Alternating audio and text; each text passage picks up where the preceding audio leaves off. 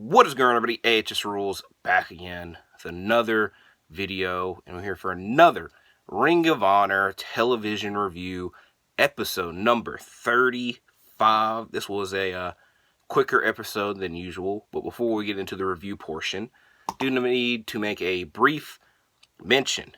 I've talked for the past several weeks about Final Battle. Last week it was actually announced, but there's a lot of confusion because in the graphic for Final Battle, it says exclusively Honor Club. Like I said, I had no clue what that meant. I didn't know if that meant you had to subscribe to Honor Club, and then you had to buy the pay-per-view as well. I didn't know if it meant it was free if you're subscribed to Honor Club. We got clarification this week that is the latter, the better for us Honor Club subscribers. If you're subscribed to Honor Club, you will be getting Final Battle along with it on December 15th. A lot of Final Battle ads tonight, but we got a long way to go before we get to that. So let's get into the review.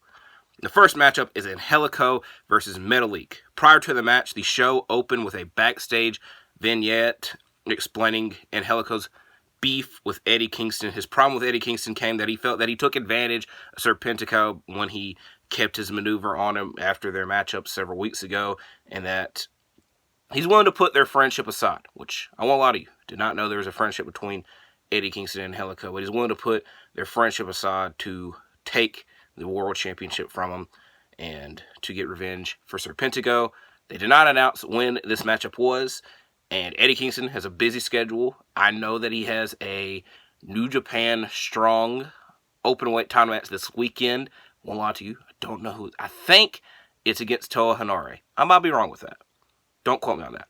But last week, he had a Memphis Street fight against Jeff Jarrett, in which Jay Lethal and Sanjay Dutt and Karen Jarrett were also involved in the matchup. So it was like and Satnam Singh was there, but he wasn't really that involved. But it's kind of like a 5-on-1. How many people was that? 5-on-1 matchup, which he lost, which Jay Lethal now has a ROH World title shot lined up as well. But we don't know when either the Angelico or Jay Lethal World title matches will come along, but Eddie Kingston is continuously having a busy schedule. But again, opening contest this week is Angelico versus Metalik. Angelico has a headlock locked in, but this leads to a Metalik Hurricane Rana and springboard crossbody. Angelico attempts to keep Metalik grounded from this point with lots of submission attempts. That does not last long as Metalik lands a swanton to the outside. But once back in the ring, Angelico is able to lock in an ankle lock to win the matchup. Next matchup is the Infantry versus the Hughes brothers. Now, A, they're twins. And B, there's one known fact about these two individuals, Terrence and Terrell. And I was not going to mention it unless commentary mentioned it. And they did. These are the sons of Devon Dudley, brother Devon. I think their most noticeable appearances came in late 2011, early 2012, TNA. I remember there was one point where Devon and the Pope teamed together, and then they'd be... Actually, I like how that was like the most notable thing, but there's also a point in 2011 where Bully Ray chokeslammed one of them through a table, which I don't know if they were like... They were very young when that happened, so, it's not every day you get chokeslammed through a table, especially when you're very young. But now they're competing here on Ring of Honor against the Infantry. You get a sneak attack from both the Hughes brothers to start the match, with Terrence and Carly Bravo being the legal men, but this matchup was very quick, with the Infantry hitting a boot camp and winning off of that, so not much of note. Next matchup is Anthony Henry versus Dalton Castle. A very good matchup, and a very long matchup. We get no code of honor, and no man could get the advantage in the early portion of the match, but that changes once they're on the outside of the ring, and Henry lands a drop kick that sends Castle over the guardrail, and then he follows it up with slamming Castle into the ring post, and it made a very loud thud. Castle attempts a bangarang once back in the ring, but this leads to a Henry piledriver for a 2 count. You get some T-bone suplexes from Dalton Castle, and then he is able to land the bangarang to win the matchup. And a lot of the commentary was focused on Samoa Joe, because Dalton Castle wants the television championship. And the main thing commentary kept mentioning is Samoa Joe is, if he makes it to next week's episode, still TV champion, then he would break Jay Lethal's reign, longest TV title day reign. And I don't think, this is just me overthinking, I don't know why they would mention it so much if he didn't have a match lined up, which to my knowledge, Samoa Joe does not have a TV title match lined up in this week. But, you know, we have Collision. I doubt anything would happen on Rampage, but we have Collision. We have Dynamite next week. And then we also have ROH TV next week. So, will he defend that TV title in that time stand? I doubt it, but we shall see. He did defend it last week against Tony Nese, but it is what it is. Next, we get a backstage interview with Lexi Nair as she is interviewing Mark Sterling, Josh Woods, and Tony Nese, but they're quickly interrupted by Ethan Page as he has his business card that Mark Sterling gave him weeks ago to get the group exercises, but Mark Sterling's like, yeah, we're not really worried about you if you know. So, and then he realizes that, you know, hey, I still want these group exercises, and Tony Nese is like, I already defeated you, I'm kind of over it. And then Ethan Page keeps interrupting him, and then Josh Woods is like, you know, you lost to Tony Nese. And then Ethan Page is like, oh, I guess you're the wrestler of the group. I guess you're not the cheater, because Tony Nese cheated to beat Ethan Page. So this sets up Josh Woods versus Ethan Page for next week. Next, a very massive matchup is the one that will be in the thumbnail of the video. Tornado Tag. Athena and Billie Starks versus Diamante and Mercedes Martinez. I like letting y'all know of little secrets and whatnot. I write these in pen. And if you realized what the segment was before this, it's a Lexi Nair interview. And Lexi Nair is a minion along with Billie Starks with Athena.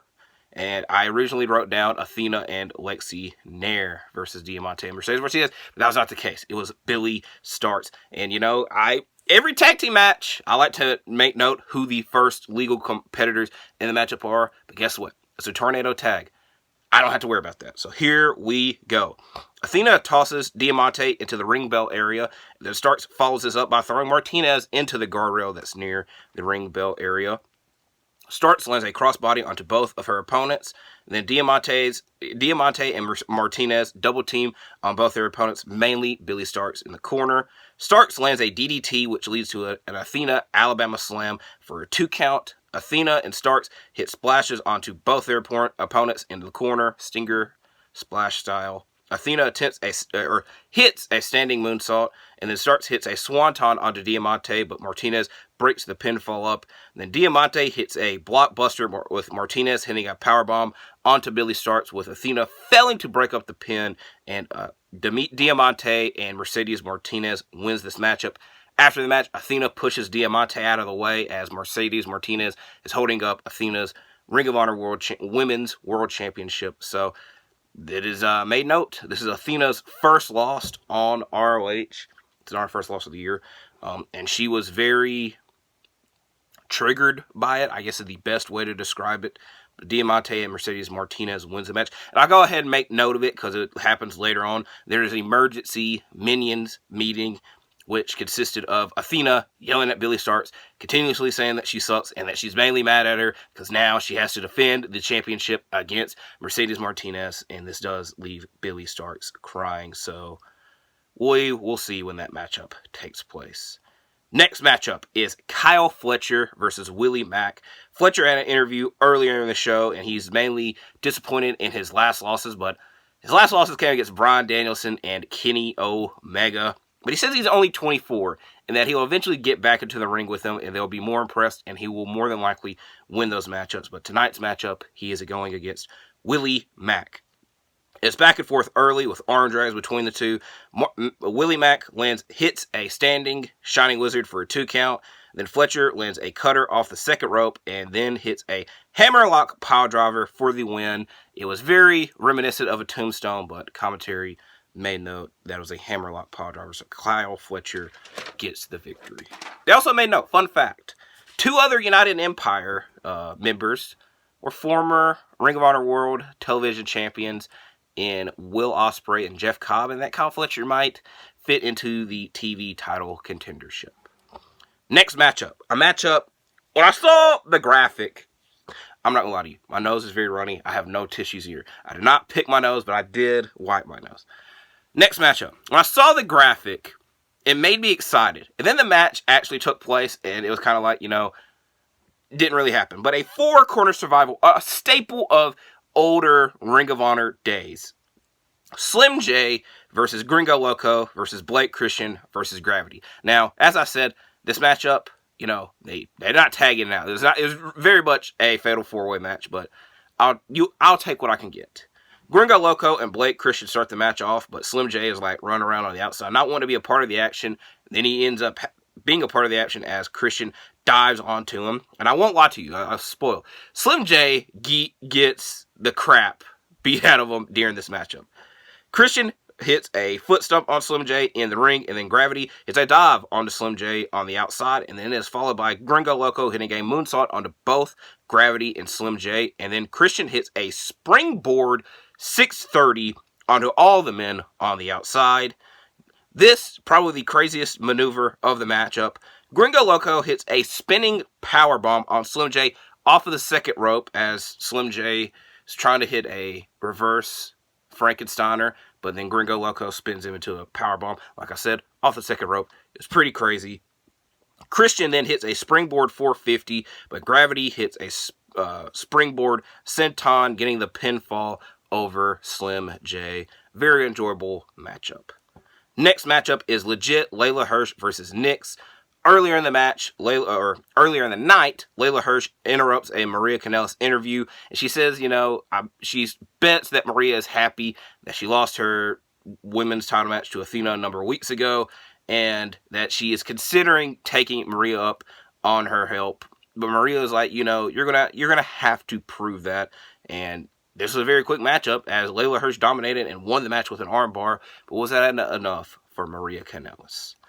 Next matchup, Darius Martin versus Lee Moriarty. Back and forth early. Martin lands a slingshot cutter for a 2 count, and then Moriarty targets the knee of Martin. The referee gets distracted at one point, and Shane Taylor on the outside lands a big right hand on Martin. This leads to Moriarty winning the matchup with a Border City stretch. And then after the match, they're attacking, and Action Andretti comes out, but they made note Action Andretti was clear to compete because he had a match with Miro last week. He got the crap beat out of him, so that's why he wasn't out there. Next matchup, Robin Renegade versus Rachel Ellering. Both battle on the apron early on, with Robin slamming Rachel Ellering onto the apron. Then Ellering fights back with uppercuts. I want it to be known, I wrote down that Robin slammed Rachel on the apron, and then I put the comment, then I said Ellering fights back, so that's why I said the full name. Y'all don't care. Fights back with uppercuts. Robin misses a moonsault, and this leads to Ellering hitting the Boss Woman Slam for the win. Then we get our main event matchup. The Gates of Agony versus the Iron Savages versus Cole Carter and Griff Garrison. Carter and Garrison attack the Iron Savages before the match starts, and then they target Bronson while the Gates of Agony are just standing there on the apron. Boulder tags in and cleans house, and then this is when the Gates of Agony take part. Khan moves out of the way of the Iron Savages' attempt. I don't know what they're going for. And then everyone gets pushed out of the way as the Gates of Agony hit a double choke slam on Cole Carter to win this matchup. This is a quick match. It's like a 3-minute match. And the Gates of Agony get the win. And it is very funny because they end it with Khan yelling into the camera, MJF, come defend those tag team titles. Which is hilarious because A, MJF has not appeared on ROH TV while being tag team champion. And B, MJF has a crap ton of matchups lined up. I doubt that he wants to add another one on a separate show to his list. So we shall see what happens there. But like I said, a lot happened on this quicker episode of ROH television. I'm intrigued to see what happens next week. I like when they only have one match announced for next week, which is not Tony Nese. I knew I was going to say that. Josh Woods versus Ethan Page. So like I said, we got a week to wait to see what we can get next. So thank you for watching this video. Please like and subscribe. I'm going to blow my nose. It kind of looks like I have a booger, but I don't. I'm going to blow my nose. Stay safe. Thanks for watching. See you in the next video.